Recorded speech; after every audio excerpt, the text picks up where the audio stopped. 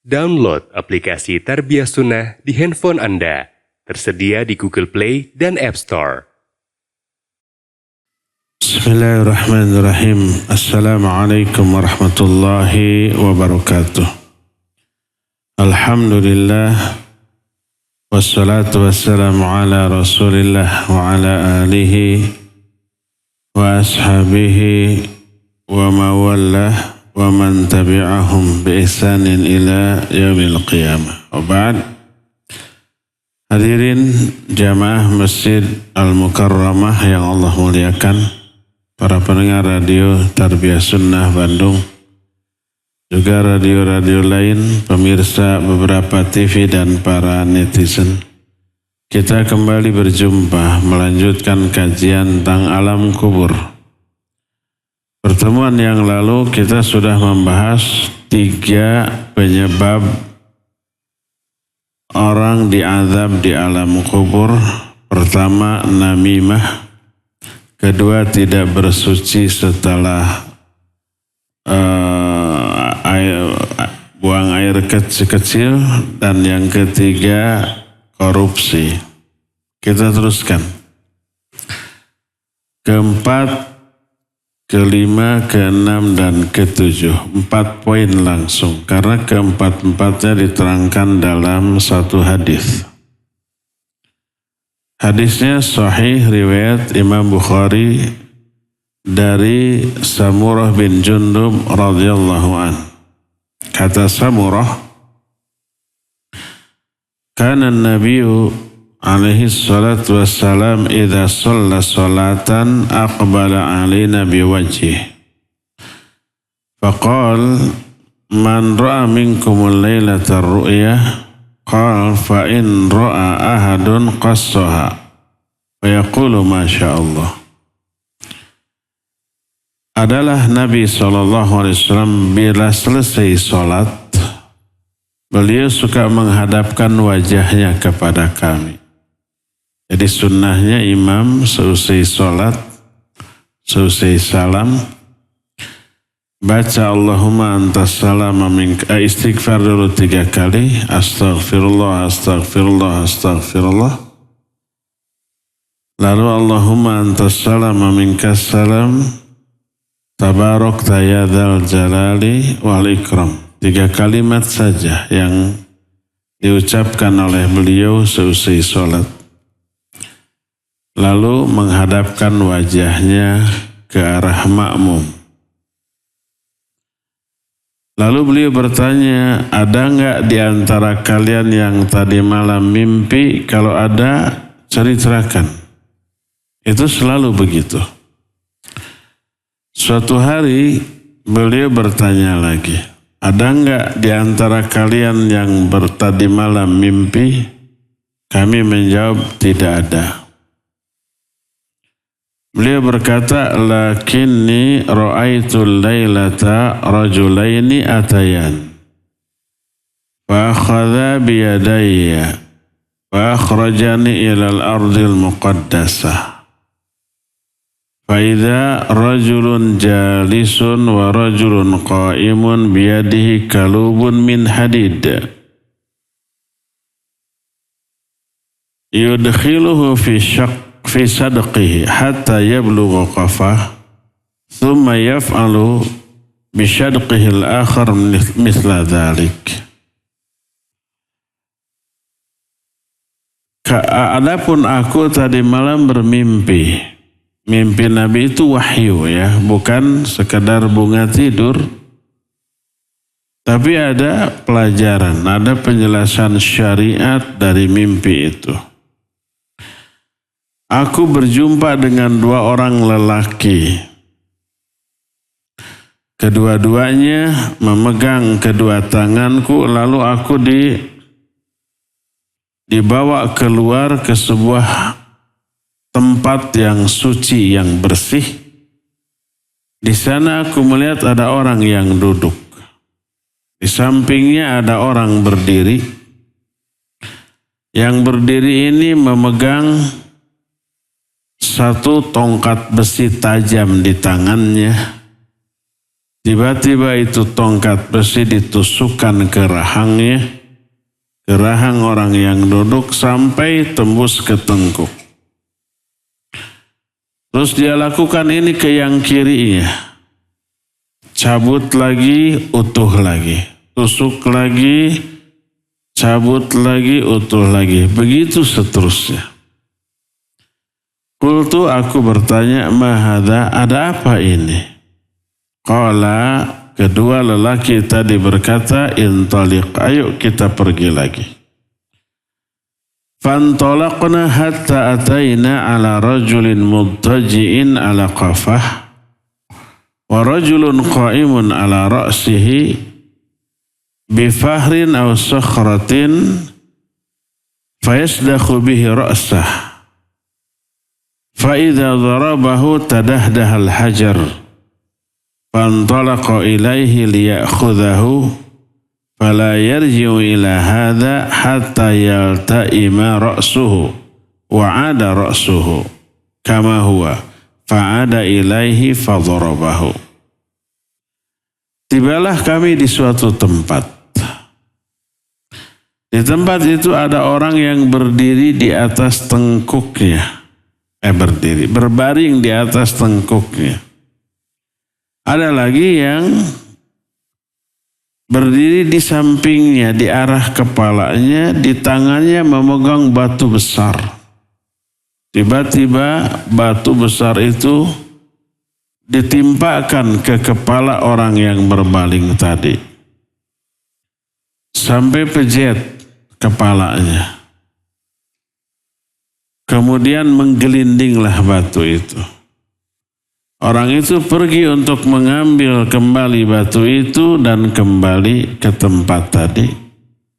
Begitu kembali, kepala yang tadi pejet sudah utuh lagi. Seperti sedia kala. Lalu ditimpakan lagi. Setiap ditimpakan menjerit. Sakit, bukan kepala. Menggelinding lagi, diambil lagi, pas kembali sudah utuh lagi. Begitu dan begitu seterusnya. Ini kejadian kedua. Dua-duanya mengerikan. Aku bertanya apa ini? Dijawab, sudah. Intali, kita pergi. Fantalaqna ila thaqbin mislat tanur a'lahu dhayiq wa asfaluhu wasi. Yatawaqqadu tahtahu nara. Tibalah kami di suatu tempat. Di tempat itu ada tanur. Bahasa Sundana seeng. Sekarang seeng sudah jarang ya. Di supermarket aja nggak ada kayaknya ya. Iya nggak ada kayak. Di pasar tradisional juga sudah jarang. Seeng itu tempat apa? Menanak nasi. Bagian atasnya sempit, bagian bawahnya luas. Biasanya di atas seeng disimpan apa? Asepan. Asepan itu berbentuk kerucut tapi terbalik. Nah, di atas asepan itu lalu disimpan apa? Nasi setengah matang, bukan beras. Tapi gigih, nasi gigih, nasi setengah matang. Dulu mah nyangu teh 2 kali prosesnya. Dikarihan hela sampai gigih setengah matang. Setelah itu baru disepan. Kalau tidak asepan kadinakeun langseng. Tahu langseng? Nah begitu 2 kali prosesnya teh. Sekarang mah sekali nggak perlu ditunggui, dicetrekeun tidur begitu bangun sudah matang sekarang mah. Jadi ada seeng, atasnya sempit, bawahnya luas, dan di dalamnya ada manusia laki perempuan telanjang. Jadi seengnya besar. Di bawahnya luas. Jalan keluar masuknya cuma satu, yaitu ke atas, tapi sempit. Cuma seorangan. Tapi isinya di dasarnya puluhan atau mungkin ratusan atau mungkin ribuan orang. Ada laki dan perempuan telanjang. Tiba-tiba si seeng itu dinyalakan. Apa yang terjadi? Kepanasan, jejeretean. Jejeretean nggak ada terjemahannya. Kepanasan ya panas. Jejeretean. Berebut keluar. Orangnya banyak, jalan masuknya sempit, jalan keluarnya pasal sedek. Silih layak, silih injak. Kemudian ya kebayang lecet-lecet sambil menderita. Yang terlambat ya tambah menderita, gosong. Keluar satu. Setelah semua keluar, api tersebut padam lagi. Apa yang terjadi? Itu laki perempuan yang telanjang yang udah keluar tadi balik lagi, masuk lagi semuanya. Setelah balik lagi semuanya masuk, dinyalakan lagi. Kepanasan lagi. Berebut lagi keluar. Setelah di luar semuanya, api padam lagi. Balik lagi. Begitu dan begitu seterusnya. Mengerikan. Aku bertanya, apa ini? Dijawab, intaliqan. Sudah, kita pergi saja. Fantalaqna hatta ataina ala nahrin min dam. Fihi rajulun qa'imun ala wasatin nahar, rajulun baina yadayhi hijarah. فأقبل الرجل الذي في النهر فإذا أراد أن يخرج رمى الرجل بالحجر في فيه فرده حيث كان فجعل كلما جاء ليخرج رمي في فيه بحجر فيرجع كما كان. Sampailah kami di sebuah sungai darah. Di sana ada lelaki yang kekerebekan di tengah sungai. Di tepi sungai ada lelaki yang membawa batu di tangannya. Setiap kali orang yang di tengah sungai mau menepi, mau hanjat ke darat, apa hanjatnya mau naik ke daratan, dilempar sama batu tersebut ke arah mulutnya, dilempar, terdorong lagi ke tengah. Sampai di tengah dia ingin menepi lagi, dilempar lagi, begitu dan begitu seterusnya. Ini kejadian keempat. Aku bertanya, apa ini? Intalik, kita pergi lagi. فانطلقنا حتى انتهينا إلى روضة خضراء فيها شجر عظيمة وفي أصلها شيخ وصبيان وإذا رجل قريب من الشجرة بين يديه نار يوقدها فصعد بي في الشجرة وأدخلني دارا لم أرى قط أحسن منها فيها رجال شيوخ وشاب ونساء وصبيان ثم أخرجني منها فصعد بي شجرة فأدخلني دارا هي أحسن وأفضل فيها شيوخ وشياب. Kami pun pergi lagi sehingga tiba di sebuah taman indah yang hijau. Kalau 4 kejadian tadi mengerikan. Kalau ini tempatnya indah, sejuk, menyenangkan, hijau. Ada pohon besar di sana. Di bawah pohon besar itu ada aki-aki dikelilingi oleh anak-anak.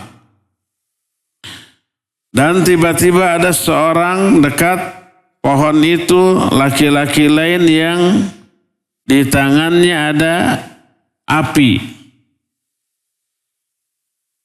Lalu kedua orang yang membawaku itu membawaku naik ke atas pohon. Di dalam pohon di atas itu ada sebuah tempat. Aku dimasukkan ke sebuah negeri yang tidak pernah aku melihat negeri seindah itu. Indah banget. Di dalamnya ada orang lelaki dewasa, pemuda, wanita, dan anak-anak. Indah, lebih indah daripada di bawah pohon tadi. Lalu aku dikeluarkan lagi dari tempat itu, dibawa naik lagi ke atas, dan di sana ada satu negeri yang jauh lebih baik daripada yang tadi. Di dalamnya ada para orang tua dan para pemuda. Jadi ada 3 tempat tuh. Pertama di bawah pohon, taman indah, ada aki-aki dan anak-anak. Kedua, ke atas pohon naik ada tempat yang sangat indah yang tidak ada bandingannya di dunia. Yang ketiga, ke atasnya lagi jauh lebih indah lagi. Sudah perjalanan Nabi SAW dengan kedua orang dalam mimpinya itu sudah sampai sana.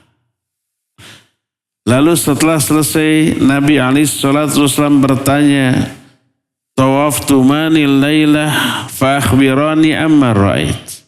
Kalian telah membawa aku berkeliling ke beberapa tempat dengan banyak peristiwa aneh. Sekarang ceritakan kepadaku, apa maksud dari semua ini? Qala na'am. Kedua-duanya menjawab iya. Akan kami jelaskan. Amma alladhi ra'aitahu yushaqqu sidquhu fakadzdzab yuhadditsu bil kadzibah fatuhmalu anhu hatta tablughul afaqa fayusna'u bihi ma ra'aita ila yaumil qiyamah. Pertama, adapun orang yang kau lihat rahangnya ditusuk sampai tembus ke tengkuk, dia ini seorang pendusta. Dia menyebar kedustaan sampai kedustaannya memenuhi ufuk. Dia akan mengalami azab itu sampai kiamat. Kalau sampai kiamat berarti peristiwa ini sebelum kiamat. Di mana? Di alam kubur. Setelah orang itu mati masuk ke alam kubur, terus mengalami azab seperti itu. Ditusuk rahangnya sampai ke tengkuk. Dan ini azab kubur bagi seorang pendusta. Bagi penyebar hoax.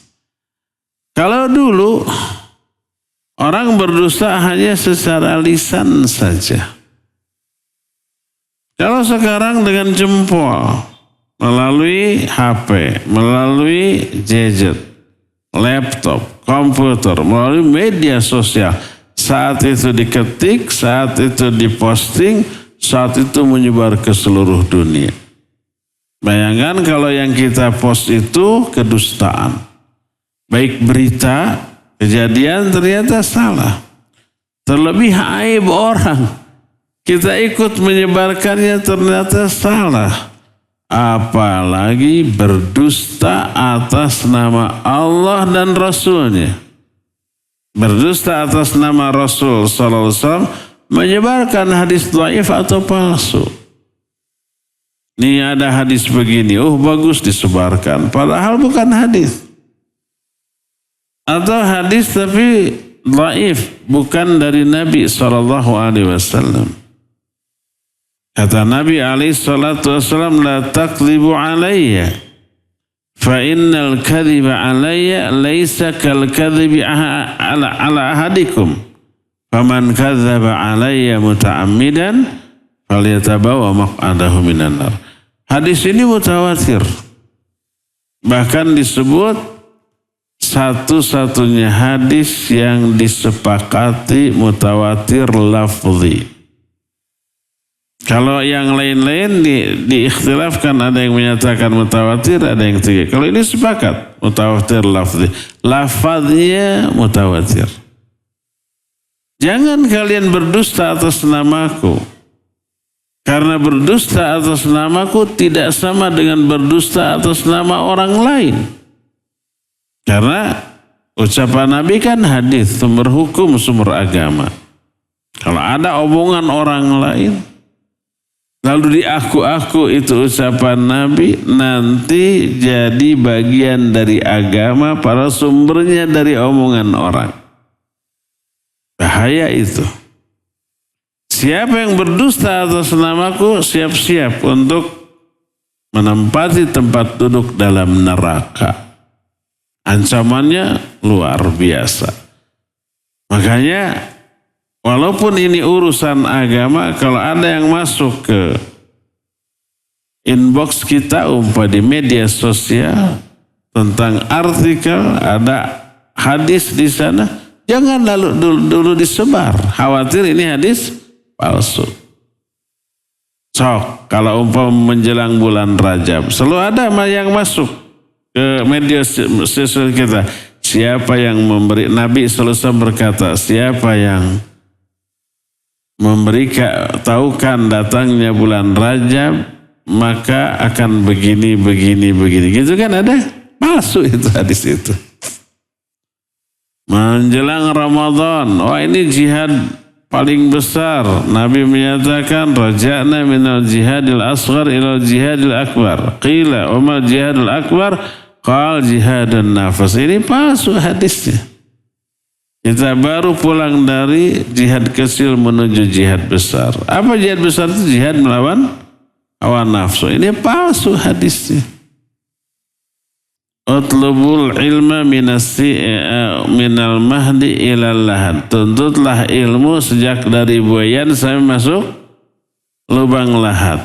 Ini bukan hadis, ini peribahasa, bukan ucapan Nabi. Terlepas isinya benar atau salah, jangan diaku-aku ini ucapan Nabi SAW. Utlubul ilma walau bisin. Tuntutlah ilmu walaupun ke negeri Cina.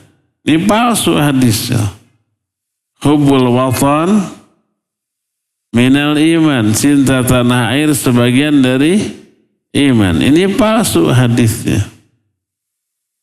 Termasuk al-jannatu tahta aqdamil ummahat. Surga ada di bawah telapak kaki ibu. Ini palsu hadisnya. Menyebarkannya berarti menyebarkan kebohongan atas nama Nabi SAW. Ya, orang itu akan diazab di alam kuburnya dengan cara ditusuk. Waliyadzubillah. Ya, ini yang pertama. Kedua, ini untuk kita yang rajin ngaji ini terancam dengan azab kubur bila hasil ngaji tidak diamalkan. Ini yang kedua, walladzi ra'aitahu yusdakhu ra'suhu farajulun 'allamahu Allahul Qur'an fanama anhu bil-lail wa lam ya'mal fihi bin-nahar yuf'alu bihi ila yaumil qiyamah. Adapun orang yang kau lihat kepalanya ditimpa dengan batu besar sampai pejet. Dia adalah orang yang diberi ilmu tentang Al-Quran oleh Allah. Tapi dia tidur di malam hari dan tidak diamalkan di siang hari. Berilmu tak beramal. Karena ini dimurkai oleh Allah. Allah menyatakan ata'muruna an-nasa bil birri wa tansawna anfusakum wa antum tatlunal kitab afala taqilun. Ya ayyuhalladzina amanu lima taquluna ma la taf'alun kabura maqtan indallahi an taqulu ma la taf'alun. Itu teguran Allah. Nah, dia akan mengalami itu terus di alam kubur sampai hari kiamat. Ditimpa dengan batu besar kepalanya pejet, sakit, menggelinding, diambil, kembali lagi, utuh lagi, timpa lagi, begitu. Ini penyebab kedua dari azab kubur, tidak mengamalkan ilmu. Kalau penyebab pertama tadi apa?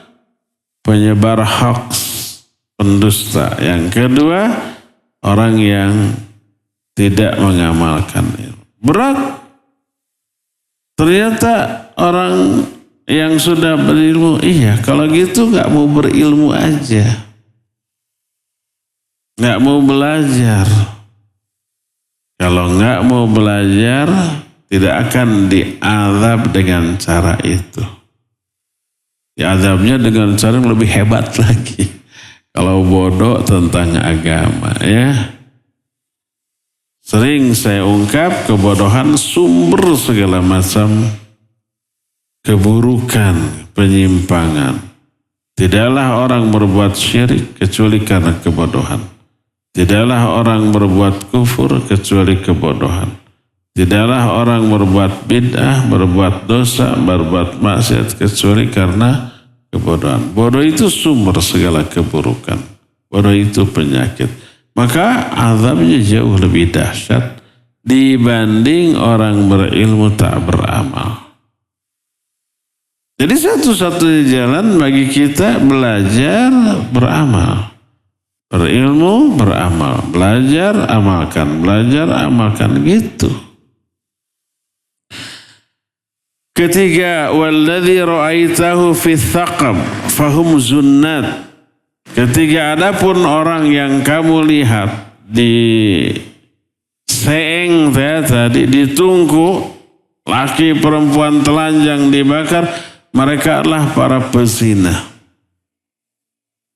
Sekali berbuat, balik lagi. Sekali berbuat, balik lagi. Itu yang ketiga.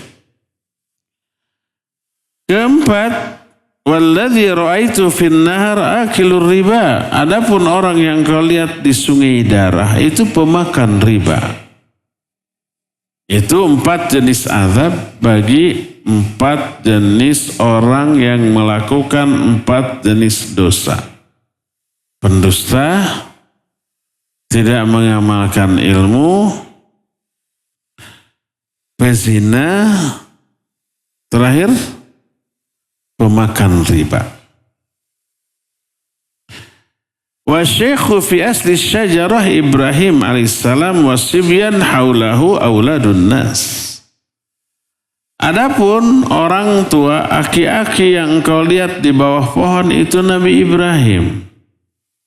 Dan anak-anak yang ada di sekelilingnya itu anak-anak manusia. Maksudnya itu di alam kubur.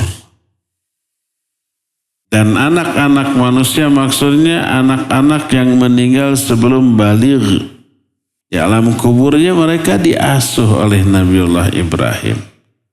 Di sebuah taman yang indah. Yang menyenangkan. Makanya kalau di antara kita ada yang ditinggal mati oleh anak yang belum balik, gimana cara meredam kesedihan? Bayangkan anak kita bahagia di sana. Di alam kuburnya berada di taman yang indah diasuh oleh Nabiullah Ibrahim alaihissalatu wassalam. Kalau anak kita di sana bahagia, apa yang membuat kita sedih? Kita sedih teh kalau pisah dari anak, terus anak tuh menderita di sana. Tah eta sedih natanya. Tapi kalau anak di sana bahagia, aduh kita senang. Tapi saya mah tetap sedih walaupun anak di sana bahagia sebab kangen, egois orang tua yang kayak gitunya. Jadi itulah Nabi Ibrahim dan anak-anak yang diasuhnya adalah anak-anak yang meninggal sebelum akil balik. Walladzi yuqidun nar malik khazinun nar. Adapun laki yang memegang obor itu Malik, penjaga neraka. Wa darul ula allati dakhalta daru amatil mu'minin. Adapun negeri pertama yang kamu lihat. Kan setelah di taman yang ada pohon itu dibawa naik, terus ada tempat yang sangat indah. Itu adalah negeri umumnya kaum mukminin. Orang-orang mukmin yang soleh mati, masuk ke alam kubur, ditanya di alam kubur bisa menjawab, tah tempat nateh didinya. Di sebuah tempat yang sangat indah di atas pohon. Keindahannya tidak ada bandingannya dengan yang ada di dunia, sampai Nabi SAW menyatakan, wa adkhalani daron lam ara qat ahsana minha. Aku dimasukkan ke sebuah negeri yang aku belum pernah melihat tempat seindah itu.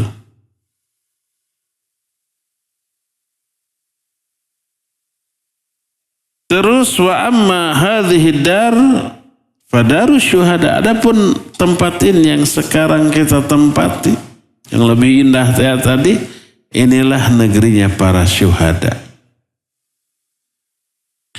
Wa ana Jibril wa hadha Mikail. Aku Jibril dan ini Mikail. Horeng si mana horeng.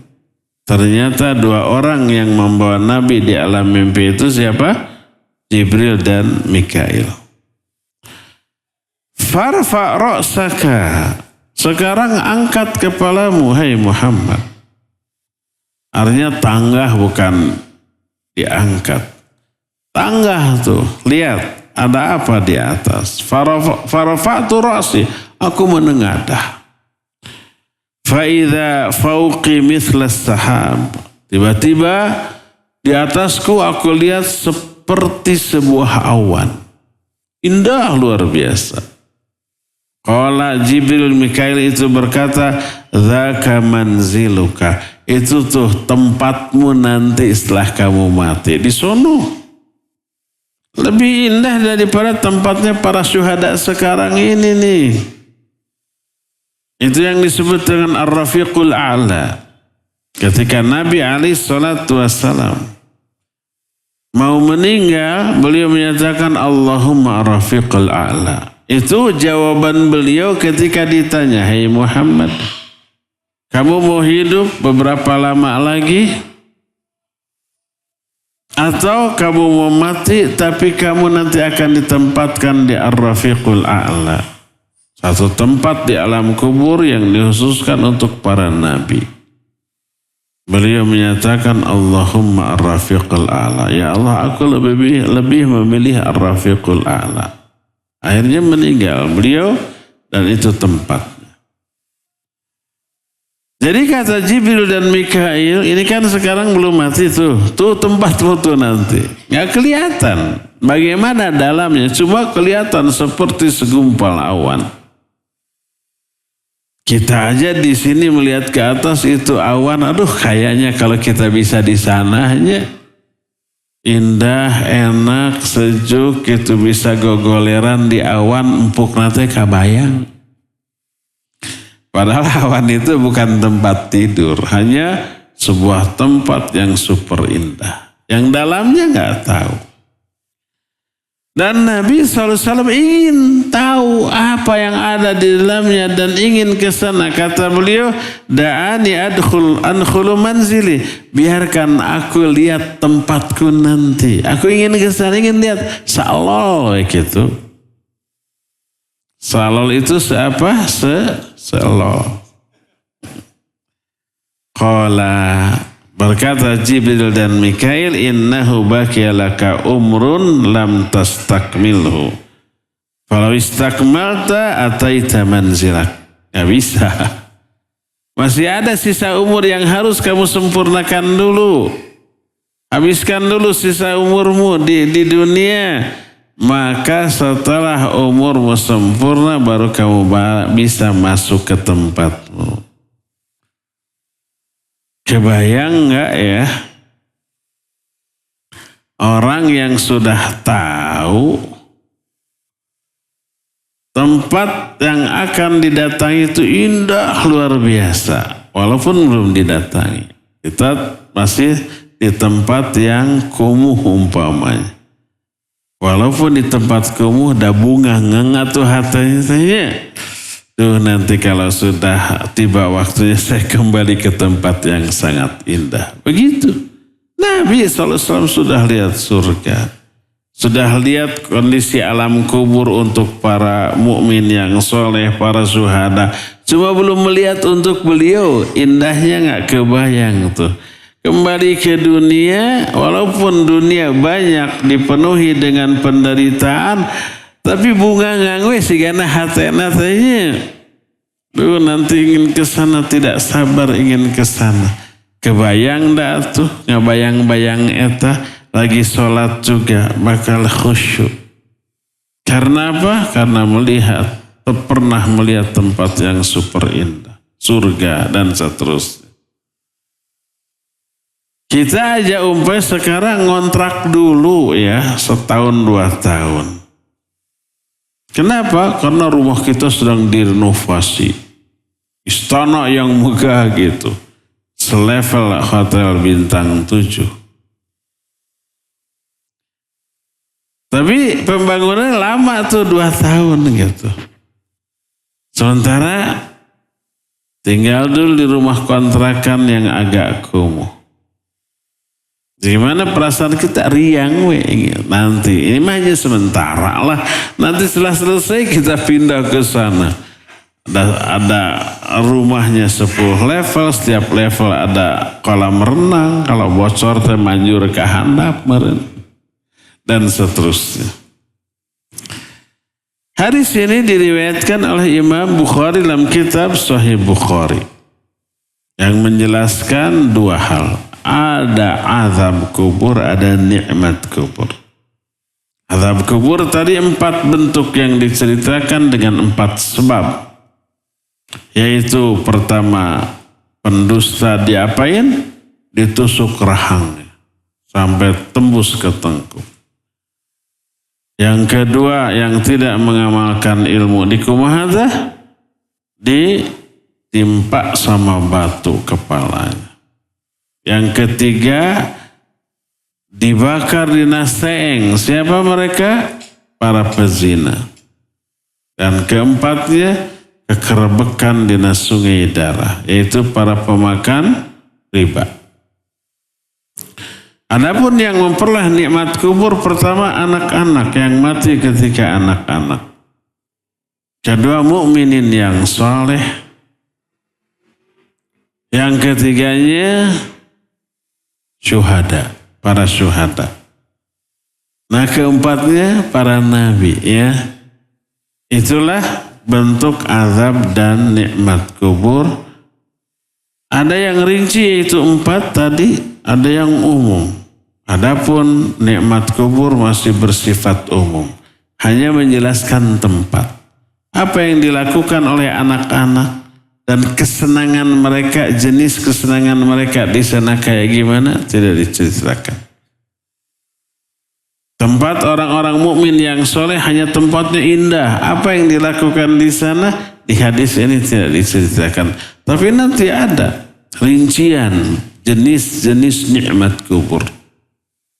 Salah satunya bisa reuni kita di sana.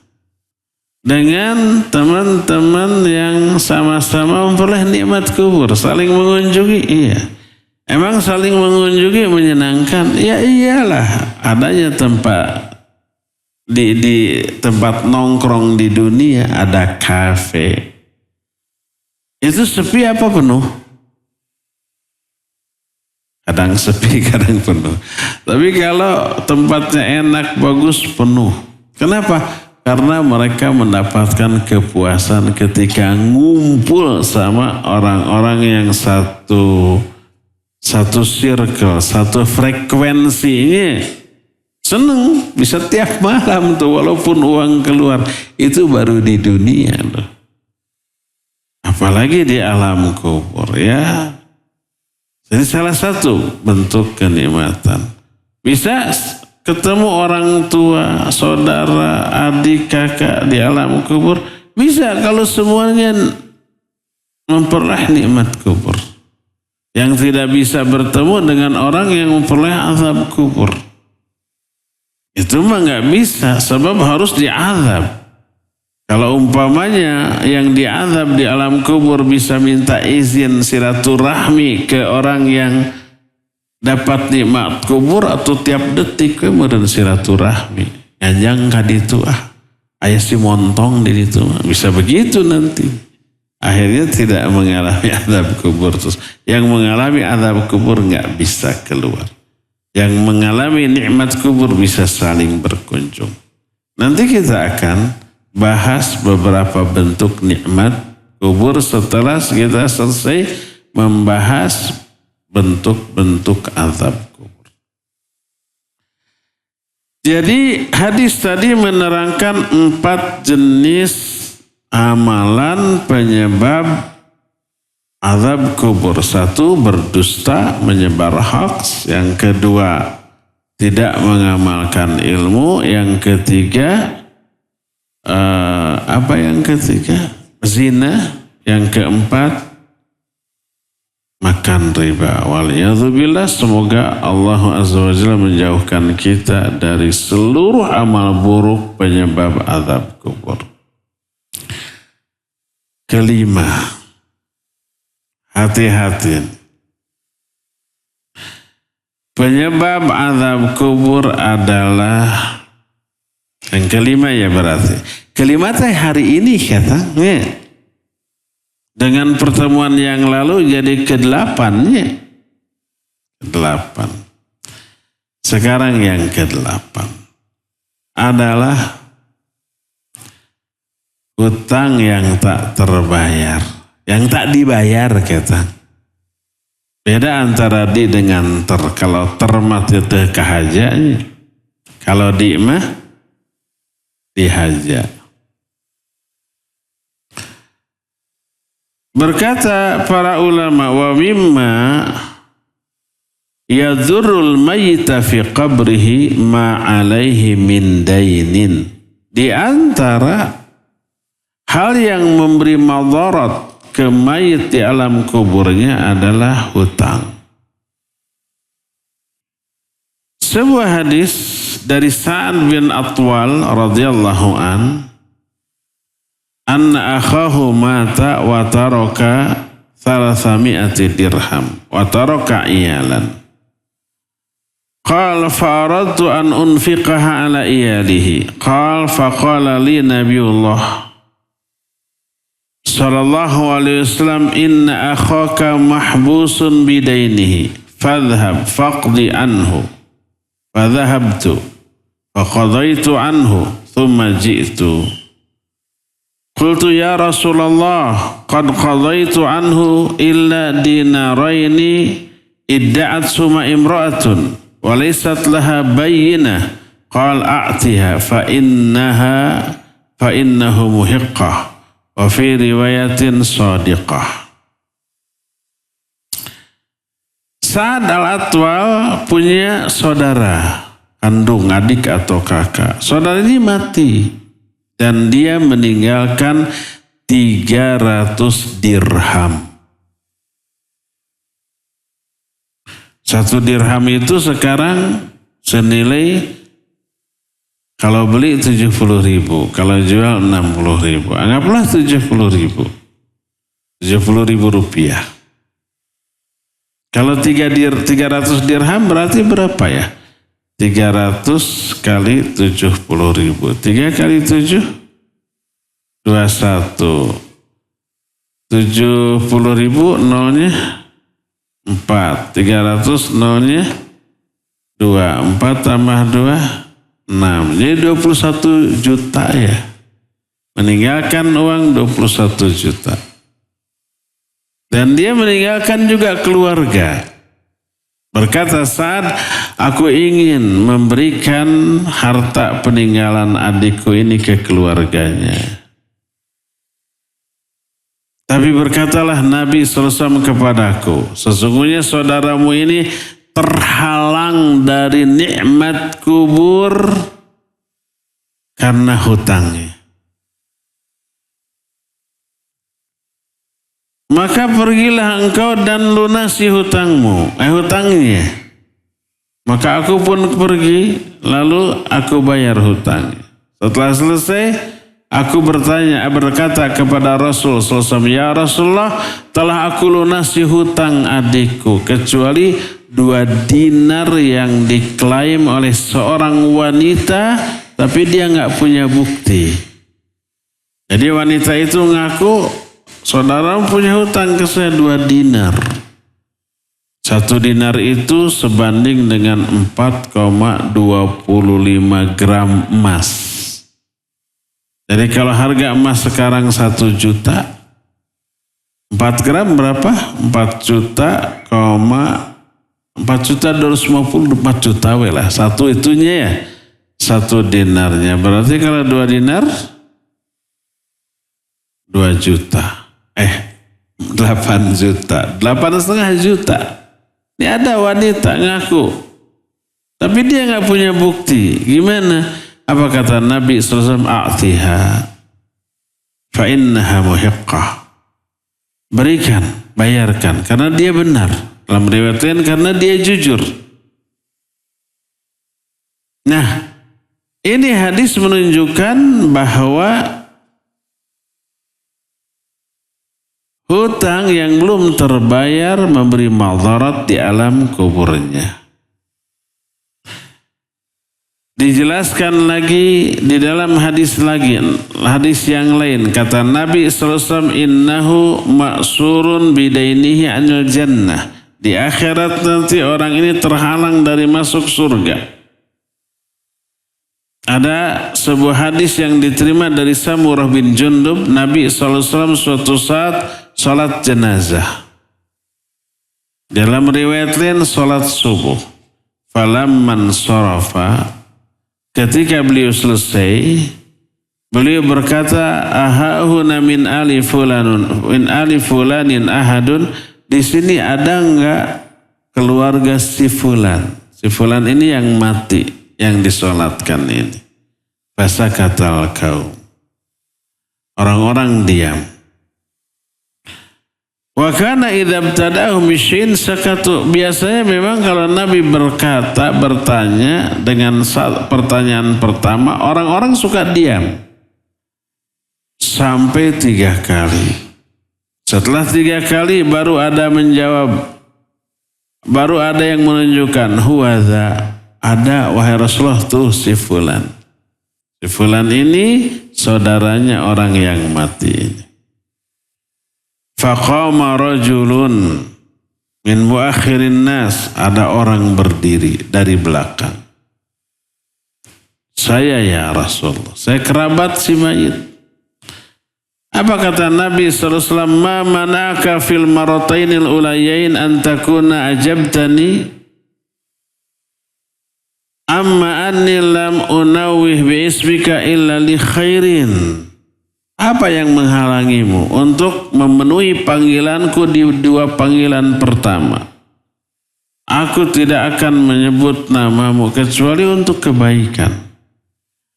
Inna fulanan ma'surun bidainihi. Sesungguhnya si fulan, saudaramu yang mati ini masih terhalang dengan hutangnya. Fa in syi'tum fafduh wa in syi'tum faslimuhu ila adzabillah. Kalau kamu mau, selamatkan dia. Tapi kalau kamu cuek, nggak apa-apa, serahkan dia kepada azab Allah di alam kubur. Biar dia diazab di alam kubur karena hutangnya. Maka orang itu kemudian menyatakan, aku akan selamatkan dia ya Rasul. Akhirnya dibayar sama dia. Pernah suatu saat Nabi SAW diminta menyalatkan seorang jenazah. Lalu Nabi SAW bertanya, alahu dainun, alaihi dainun, apakah dia punya hutang? Dijawab, na'am dinaran, yaitu 2 dinar. Kata Nabi SAW, sallu li akhikum, salatkan saudara kalian. Nabi SAW tidak mau menyalatkannya, menunjukkan bahwa punya hutang itu masih muslim. Makanya disuruh disolatkan. Beliau tidak mau menyolatkan sebagai takzir, sanksi atas orang yang mengabaikan hutang. Lalu berkatalah Abu Qatadah radhiyallahu anhu, seorang sahabat, bukan orang Tasik, tapi orang Madinah.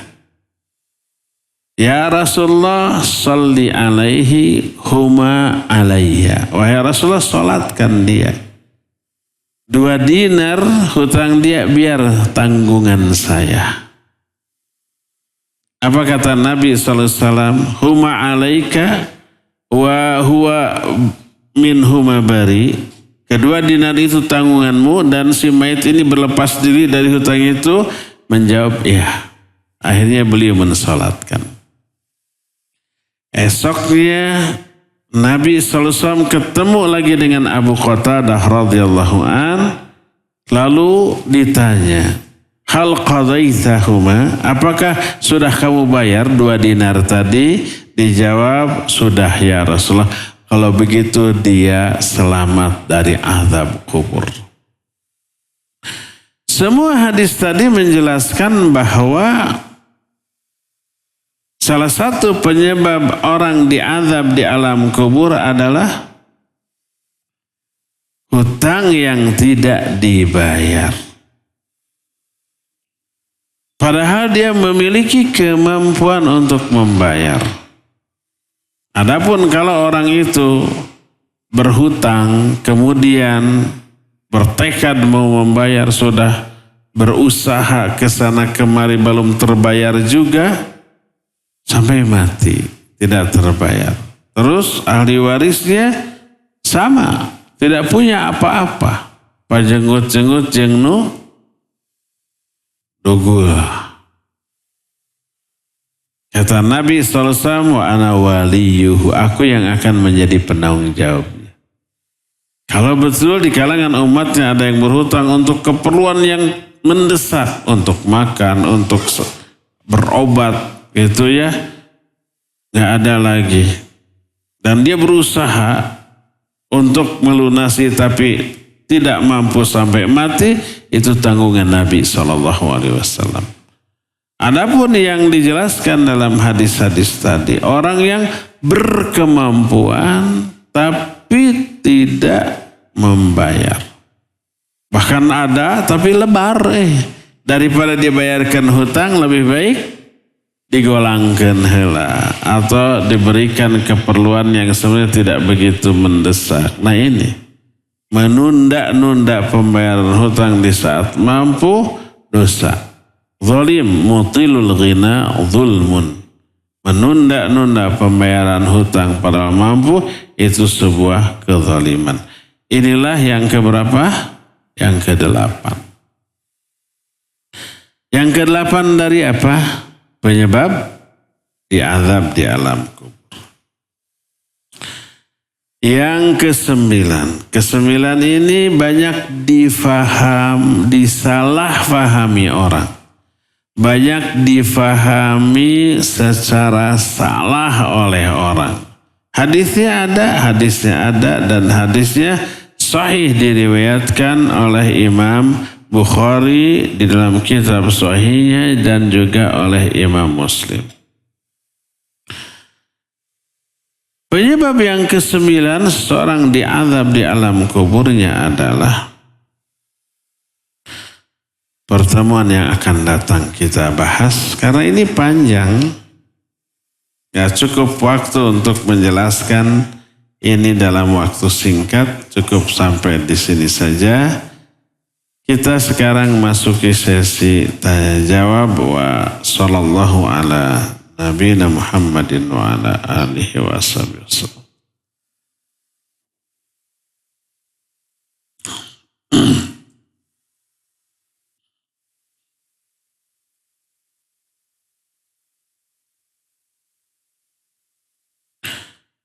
Afwan Ustaz izin bertanya. Azab kubur yang tadi Ustaz terangkan akan dilakukan terus sampai hari kiamat? Iya, kan tadi disebutkan yusna'u bihi ila yaumil qiyamah. Dia mengalami itu terus sampai hari kiamat.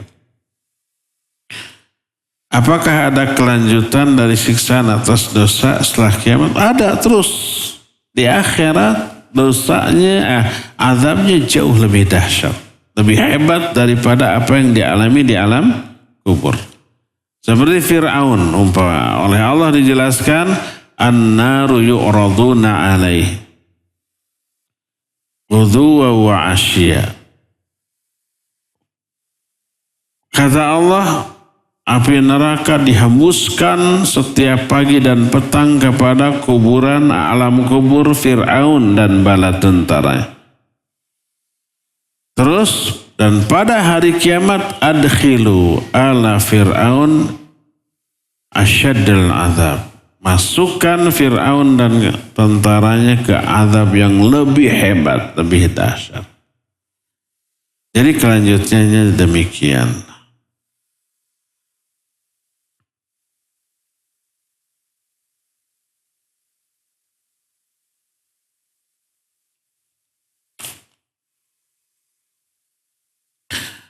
Ustaz, jika sudah dapat azab kubur untuk orang mukmin yang berdosa, apakah di akhirat akan dapat siksa yang lebih dahsyat? Iya. Karena Nabi SAW menyatakan dari Uthman bin Affan, Innal qabra manzilatun min manazilil akhirah. Faman naja minhu fama ba'dahu aisarulah. Wa ma lam yanju minhu fama ba'dahu asyaddulah. Alam kubur satu alam, satu fase menuju fase-fase akhirat. Siapa yang selamat dari alam kubur, maka proses selanjutnya lebih mudah. Dia bisa jawab, dapat nikmat kubur, hisabnya lebih mudah. Apa yang dialami nanti di akhirat lebih mudah. Tapi siapa yang tidak selamat dari alam kubur, dia nggak bisa jawab, dia dapat azab kubur, proses selanjutnya lebih dahsyat, lebih sulit, lebih mengerikan. Ya, maknanya di akhirat nanti. Satu lagi Ustaz, kalau keguguran di umur 2-3 bulan, apakah terhitung dalam hadis? Tidak, karena belum jadi orang. Belum ditiupkan ruh. Makanya aspek fikih orang yang keguguran sebelum 4 bulan dan setelah 4 bulan beda. Kalau keguguran sebelum 4 bulan tidak dihitung nifas. Darah yang keluar dianggap darah istihadah. Karena darahnya bukan karena proses melahirkan. Dan dia tetap wajib sholat, wajib saum kalau itu di bulan Ramadan. Adapun setelah 4 bulan lalu keguguran sama dengan melahirkan, nifas. Dia tidak boleh sholat, tidak boleh saum, tidak boleh berhubungan dengan suaminya. Karena sama dengan nifas. Dan anak yang keguguran dikasih nama. Sudah 5 bulan gitu, sudah detak jantungnya terdeteksi, sudah uyak gitu. Uyak itu apa? Bergerak gitu. Sudah hidup keguguran. Kasih nama. Kuburkan. Ya. Jadi beda. Maka wanita yang keguguran di atas 4 bulan terhitung nifas. Sebelum itu terhitung istihadah dan wajib sholat, wajib saum kalau itu di bulan Ramadan. Kalau ternyata nggak mampu saum karena kondisi lemah, pendarahan banyak, maka boleh berbuka tapi dihitung karena sakit. Nanti wajib diqadha. Ustaz, sejauh apa kita mengamalkan ilmu? Jauh apa ya? Sejauh-jauhnya. Jika karena keterbatasan kemampuan kita tidak bisa mengamalkan ilmu secara maksimal, apa terancam azab kubur? Iya. Kalau ilmu tersebut tentang sebuah kewajiban, lalu kita tidak amalkan, maka kita dosa. Seperti sholat fardu yang 5 waktu, saum Ramadan, zakat bila kita sudah terkena kewajiban zakat, atau haji umroh kalau kita sudah punya kemampuan untuk itu. Wajib haji. Sudah tahu ilmunya, tidak diamalkan, dosa besar dia. Ya. Tapi kalau ilmu yang sudah dikuasainya, pengamalan dari ilmu itu hukumnya sunnah. Seperti kita sudah tahu keutamaan saum Senin Kamis. Keutamaan sholat sunnah rawatib akan diberikan apa? Istana di surga. Keutamaan tahajud kita tahu. Tapi kita tidak mengamalkannya. Maka tidak berdosa karena itu hukumnya apa? Sunnah ya. Jadi yang wajib saja.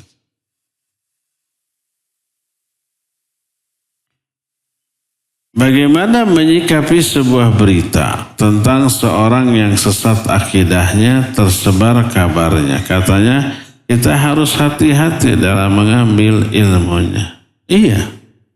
Kalau umpamanya orang itu diketahui menyimpang akidahnya lihat dari tulisannya, dari omongannya. Mungkin dia ceramah kita mendengar, aduh ini bahaya banget ini. Akidahnya menyimpang. Tersebar berita dan kita mendengarnya. Atau ada tulisannya. Maka tidak boleh kita ambil ilmunya. Berarti berita itu benar. Bukan hoax. Karena kita dengar langsung. Kecuali ini. Kalau videonya itu dipotong sehingga berbeda dengan yang sebenarnya. Itu banyak tuh. Orang-orang yang niat benar gitu memojokkan seseorang dipotong saja. Akhirnya disebar seolah-olah dia itu begitu. Ya. Ustaz-ustaz kita banyak yang dipotong. Saya sendiri banyak yang dipotong. Maksudnya videonya bukan sayanya. Salah satunya ketika membahas bumi ini datar. Disatukan tuh saya, Ustaz Syafiq, Ustaz Firanda, Ustaz siapa lagi gitu ya. Ini diberi judul penganut bumi datar. Akhirnya dicaci orang. Sampai pernah ada yang ngirim ke saya, Ustadz ini menyatakan bumi datar, siapa yang tidak percaya kafir. Ada fotonya, foto saya. Nyebar. Bener nggak ini Ustadz kayak begini? Aduh ini dipotong. Ketika itu saya menjelaskan tentang ikhtilaf para ulama tentang bumi. Apakah datar atau bulat? Ulama ikhtilaf. Ada yang menyatakan datar, ada yang menyatakan bulat. Yang menyatakan datar alasannya begini, yang menyatakan bulat alasannya begitu. Zaman Kiwari saja. Syekh bin Baz menyatakan bumi ini datar. Sampai beliau menyatakan siapa yang tidak percaya kufur itu ucapan beliau bukan ucapan saya. Tapi Syekh Al-Albani rahimahullahu ta'ala menyatakan bumi ini bulat. Dikonfirmasi Syekh, gimana pendapat antum tentang Syekh bin Baz yang menyatakan bumi ini datar? Beliau menjawab semoga Syekh bin Baz menyatakan itu karena kemampuan ilmu apa tentang geografi, astronomi. Ilmu astronomi, bukan berdasarkan nas ayat. Jadi ikhtilaf. Nah ketika menjelaskan ini alasannya begini, ketika menjelaskan itu alasannya begitu. Kayaknya dipotong hanya ini saja. Ucapan bahwa siapa yang tidak percayalah kufur seolah-olah itu ucapan saya. Nah akhirnya menyebar begitu. Disebut penganut bumi datar. Pernah dengar videonya? Pernah ada? Masuk ke Instagram, masuk ke Reels, masuk ke TikTok, masuk ke Facebook, macam-macam. Ya.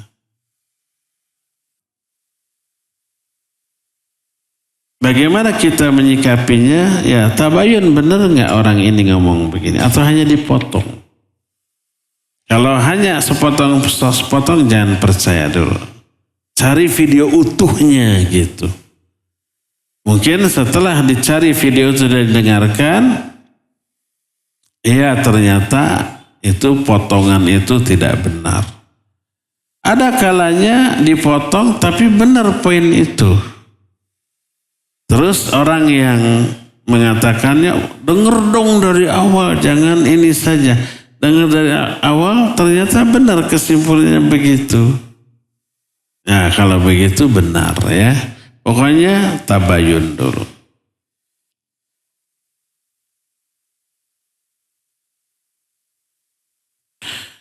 Bagaimana kalau seorang ahli ibadah tapi berzina? Ia sholat tepat waktu, tidak pernah terlewatan saum kemis. Apakah amalnya sia-sia? Seperti amal sholatnya dan amal ibadah lain. Ketika dia sholat dan sholatnya benar, dia berpahala. Ketika dia saum, saumnya benar, dia berpahala. Ketika dia ngaji kayak begini dan ngajinya benar, dia berpahala. Ketika dia bergibah, dia berdosa. Ketika dia berdusta, dia berdosa. Ketika dia berzina, ketika dia mabuk, ketika dia berjudi, dia berdosa. Semuanya itu tetap dihisab. Emang ada gitu tukang judi tapi sholat? Ada. Pengakuan tukang judi lagi sholat adzan heula sholat dulu. Setelah sholat kembali. Ada. Orang itu ngomong ke saya langsung. Dia tahu sadar ini dosa besar. Tapi kahiji resep gitunya judi walaupun eleh. Kedua dia jago menang terus gitu. Nah pas sholat kayak istirahat heula. Ngadoa heula sukan menang. Ada ya. Tukang mabuk ada yang sholat ya. Ketika dia sholat dia berpahala. Sesuai dengan kualitas sholatnya, pahalanya akan diberikan sesuai dengan kadar sholat. Ketika dia mabuk, ya dia berdosa. Ketika dia berjudi, berdosa. Ketika dia saum, berpahala. Semua itu nanti akan dikalkulasi. Akan ditimbang. Mana yang lebih berat, dosanya atau pahalanya ya. Jadi Allah Maha Adil, tidak dipukul rata, tidak digugurkan yang satu karena yang lain, tapi semuanya dihisab sesuai dengan keadilan Allah Azza wa Jalla.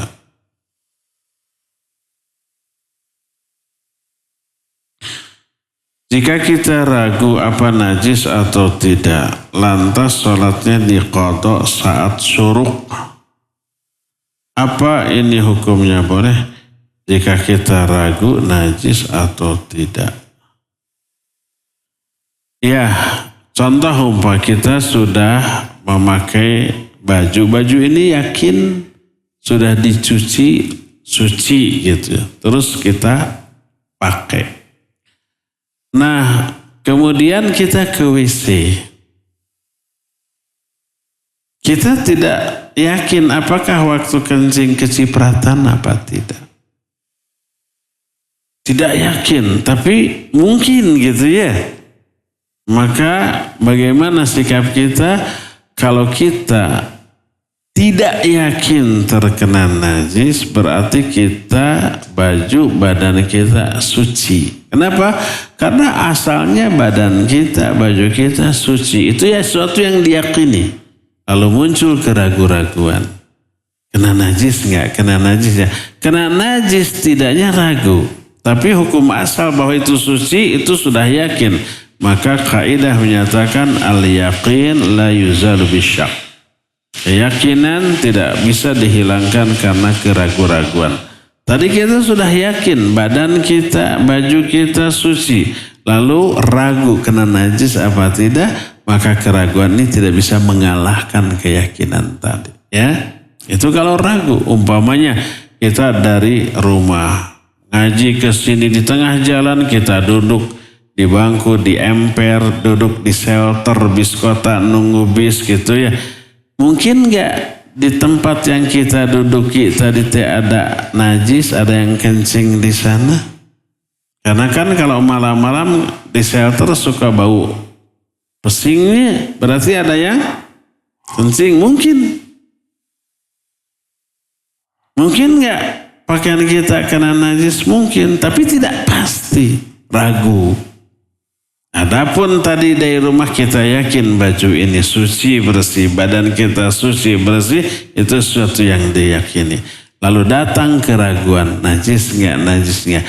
Keraguan ini tidak bisa mengalahkan keyakinan tadi ya.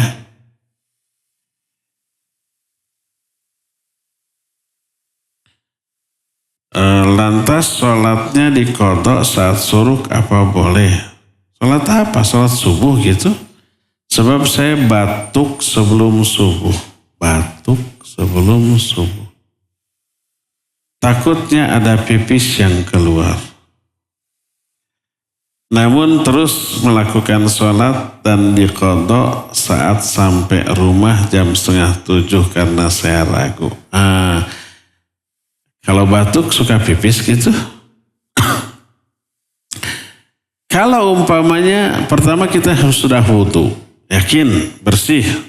Tadi sudah pipis, sudah dicuci, sudah wudu. Tiba-tiba batuk. Nah, apakah ketika batuk, pipis itu keluar? Kita tidak yakin.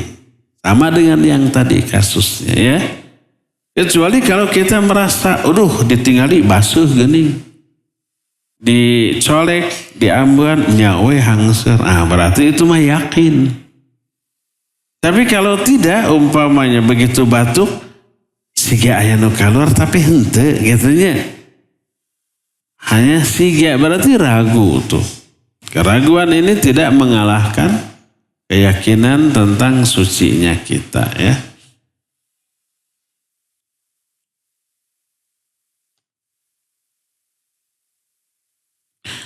Jawaban dari istikharah itu yang lebih tepat melalui apa? Tidak ada. Kecuali ketetapan hati. Jadi setelah beres istikharah, pilihkan, maka tetapkan itu yang dipilih.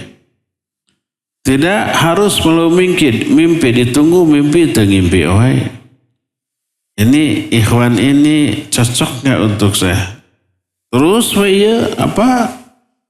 istikharah, mimpinya dikejar anjing, dikejar nugelo gitunya, nggak nyambung. Ya nggak perlu nunggu mimpi. Setelah istikharah nggak ada petunjuk apa-apa, sudah tetapkan.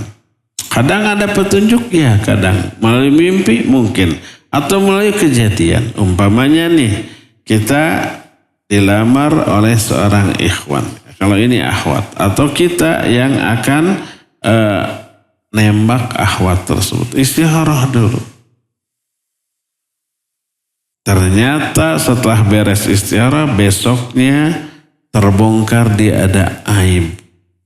Umpamanya kita sudah ta'aruf, kayaknya agamanya bagus, kayaknya nih, tapi kita tidak tahu, lalu istikharah. Berdoa istikharah, salah satunya Allahumma in kana hadhil mar'ah in kanat hadhil mar'ah khairal li fi dini wa ma'ashi wa aqibati amri faqdur hali ya waqdur lillaha. Ya Allah, kalau wanita ini bagus untukku, untuk agamaku, untuk duniaku, untuk akhiratku, tetapkan dia untukku. Berdoa begitu. Besoknya langsung ada SMS. Afwan akhi, ana sekarang mau safar dulu keluar kota. Pakai apa? Kebetulan ada tetangga yang mau ke kota itu, saya nebeng dengan dia. Tetangganya laki perempuan. Laki sama istrinya enggak, berdua aja. Ini berarti sudah petunjuk tadi tuh.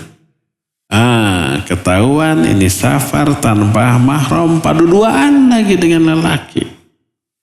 Nggak bagus agama. Allah membuka, memberi petunjuk kepada kita dengan kejadian itu. Sudah, goodbye my love. Cari lagi gitu ya.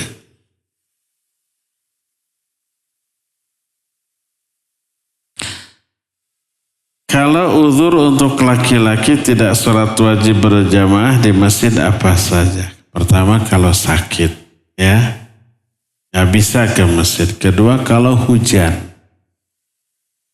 jadi basah kuyup gitu ya. Ketiga kalau safar dia ya. Nah keempat kalau mungkin ketiduran. Jam 11 bangun, jam 11 tidur. Niatnya nanti pas azan akan bangun kebablasan sampai jam 1. Korejat jam 1. Itu ma'zur, itu ada uzur ya.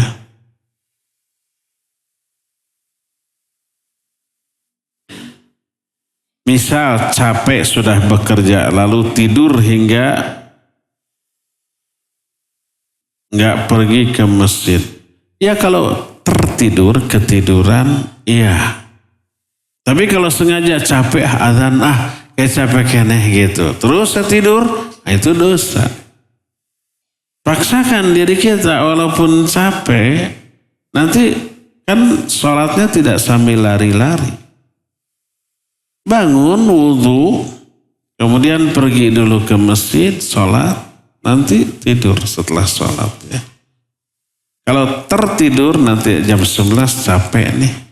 Kegoleran, pasang alarm. Alarm bunyi dia tibra kebablasan.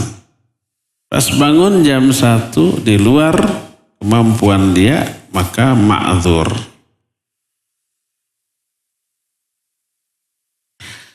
Assalamualaikum WRWB. Waalaikumsalam warahmatullahi. Ustaz anu soleh, aduh ya muji. Bade tumaros. Di masjid dekat rumah ana, kalau sholat maghrib berjamaah suka pakai doa kunut. Kayak sholat subuh, apakah ana harus mengikuti atau tidak? Soalnya setahu ana hanya sholat subuh aja yang pakai doa kunut. Malah itu semua sholat, zuhur, asar, maghrib, isya, subuh gitu ya. Disebutnya doa tolak bala. Jadi semuanya. Dan ketika meminta dipalingkan dari keburukan, dibalik begini ya. Kalau minta kebaikan begini. Kalau umpamanya minta, ya Allah beri saya kesehatan begini dan hindarkan saya dari penyakit. Ya Allah berikan saya kekayaan, hindarkan saya dari kemiskinan. Ya Allah masukkan saya ke surga, hindarkan saya dari api neraka. Ya Allah jauhkan saya dari dekatkan saya kepada rahmat dan anugerahmu, jauhkan dari lain. Begitu terus ngedoa teh. Begituan ngedoa teh. Iya. Pertama, innama ju'ilal imamu liyutamam. Imam dijadikan untuk diikuti. Ini dikhususkan bagi masalah fikih yang diikhtilafkan antara imam dengan makmum. Dan itu ikhtilaf yang masyhur di kalangan para ulama. Seperti umpamanya qunut subuh atau tidak. Itu masyhur. Imam Syafi'i mensunahkan qunut subuh. Seperti umpamanya sedekap. Sami Allah liman hamidah, ada yang sedekap, ada yang ke bawah. Itu masyhur sejak zaman Imam Ahmad. Sampai Imam Ahmad menyatakan, faman sya'a qabadahu wa man sya'a arsalahu. Siapa yang mau sedekap silakan, siapa yang mau ke bawah juga silakan. Seperti turun ke sujud. Ada yang 2 lutut dulu, ada yang 2 tangan dulu. Seperti bangkit dari sujud ke berdiri. Ada yang ada jalsatul istirahah, duduk istirahat dulu, ada yang langsung. Itu masyhur di kalangan para ulama. maka ketika kita berjamaah, ikutlah gerakan imam walaupun kita berbeda. Kalau umpama kita sedekap sami Allah liman hamidah sunnahnya, lihat imam ke bawah, ke bawah. Kalau kita selama ini sami Allah liman hamidah ke bawah, lihat imam sedekap, sedekap. Mengamalkan innama ju'ilal imamu liutamma bih. Imam dijadikan untuk diikuti. Nah, adapun kalau imam sengaja melakukan kesalahan karena kebodohan, dan ini bukan sesuatu yang diikhtilafkan. Contoh, umpamanya imam ketika sedekap di kiri, siganya pedang gitunya. Ini tidak ikhtilaf, tapi kesalahan imam dalam memahami hadis. Kesalahan pribadi orang itu, dan ulama tidak ikhtilaf tentang hal ini. Ya.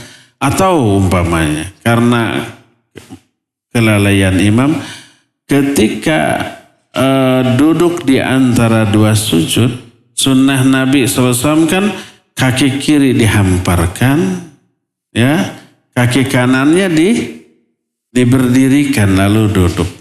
Tapi si imam ini karena lalai, dia kedua-duanya dihamparkan ke belakang. Dan itu duduknya setan.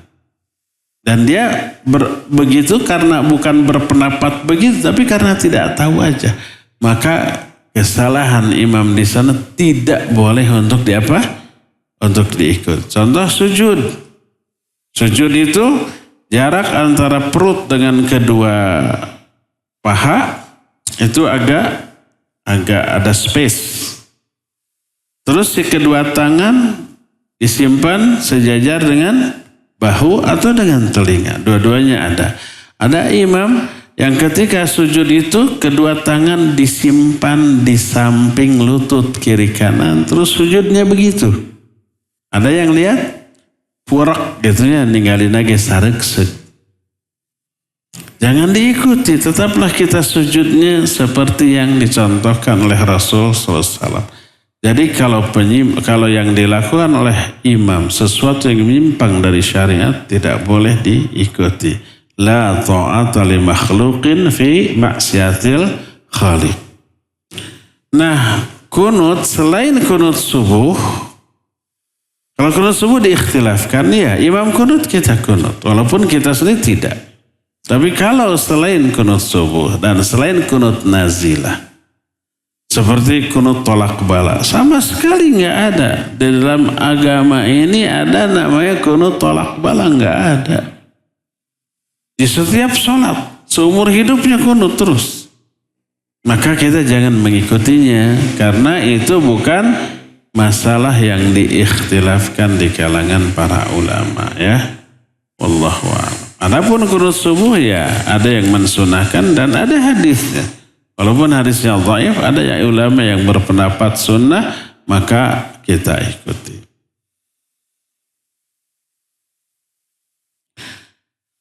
Apa hukumnya bekerja di pegadaian, emas atau barang lain? Kalau ada gadainya, ada bunga, nggak boleh, ya. Soalnya di dalamnya kayak di bank, iya, nggak boleh. Sama dengan bekerja di bank.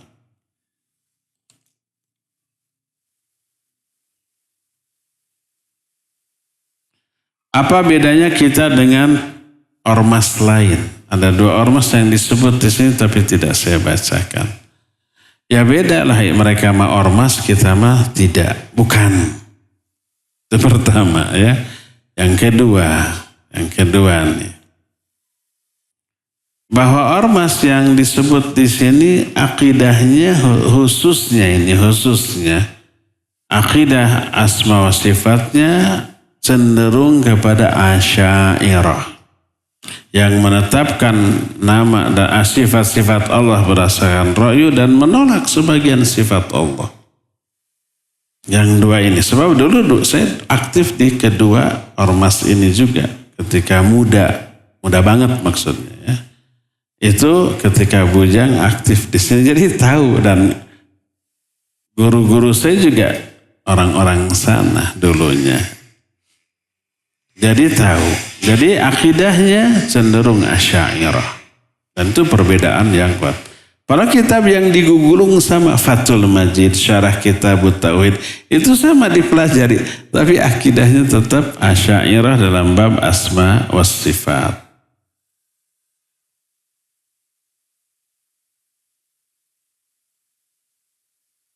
Terakhir, bila ada pendosa, dia sudah tobat, apa masih diazab? Enggak, kalau sudah tobat, sudah dihapus dosa-dosanya. Jika ada yang berhutang lagi, menyicil, tapi keburu meninggal, bagaimana? Teruskan oleh ahli warisnya atau bayarkan dulu dari harta warisnya. Sebelum dibagi, bayarkan dulu ya. Kalau enggak ada harta warisan, bayar oleh ahli warisnya, oleh anak-anaknya. Cukup ya, sampai di sini. Insyaallah nanti kita jumpa kembali di masa yang akan datang. Subhanakallahum bihamdik, asyhadu an la ilaha illa anta, astaghfiruka wa atubu ilaik. Walhamdulillahi rabbil alamin. Wassalamualaikum warahmatullahi wabarakatuh.